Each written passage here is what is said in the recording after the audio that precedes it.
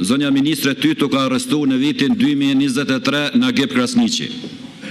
Edhe hala është me akt akuz aktive në proces gjyqësor nga prokuroria speciale për keqpërdërim të tenderëve, pikërisht që aty në tenderëve që po flasim edhe ne. Çka ka të pavërtet këtu?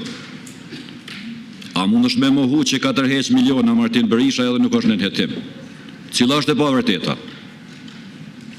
Pse e mbroni personi cili është me akt akuz edhe thua është e pavërtet? Është në proces aktiv gjyqësor. Çka të lidh ty me to?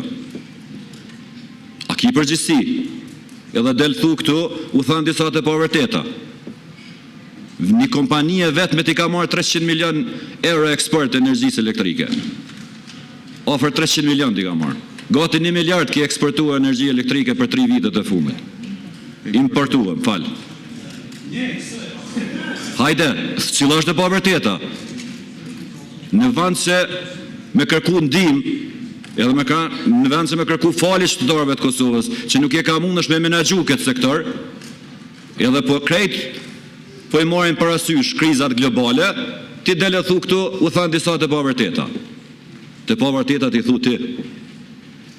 Ose mundohesh me mbulu mashtrimet, keqpërdërimet, hajnitë dhe të pavërtetat e juve. Kaq. Nuk ka të drejtë, zotja Radina, më vjen keq, e ke pas të drejtën, nuk e shfrytëzove, po fyve, kështu që tash nuk të vjen rada, më vjen shumë keq. Po, Ministri Rizvanolli?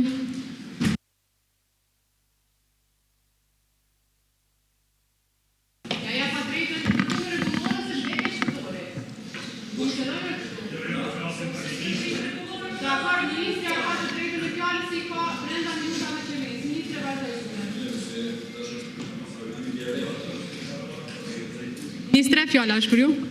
Çështjet individuale që është duke u trajtuar nga gjyqësori, unë nuk mund të komentoj. Mirë po, me këtë rast, dua të qartësoj një gjë që thuhet shpesh që nuk është e vërtet, e kjo është që Nagip Krasniqi akuzohet se ka vjedhur para.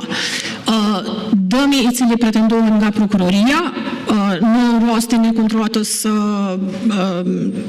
njësisë A5, është pretendohet për fitime të humbura, të cilat nuk janë dëshmuar, ndërsa jo për vjedhje.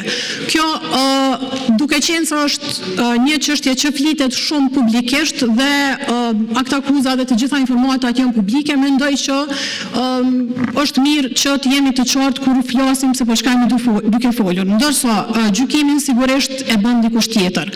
Të pavërteta shumë u thanë dhe janë thënë shpesh në lidhje me pretendimet për lidhjet e qeverisë ose lëvizjes së vendosjes ose secilit zyrtar me kompani që tregtojnë energji. Nuk ka asnjë lidhje në mes kompanive që kanë tregtuar energji gjatë viteve të fundit dhe zyrtarëve të lëvizjes së vendosjes apo të qeverisë.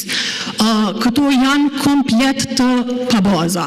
Mirë po, me që e përmendet kompaninë e cila ka tregtuar energji gjatë viteve të fundit, unë kam një pyetje për ju.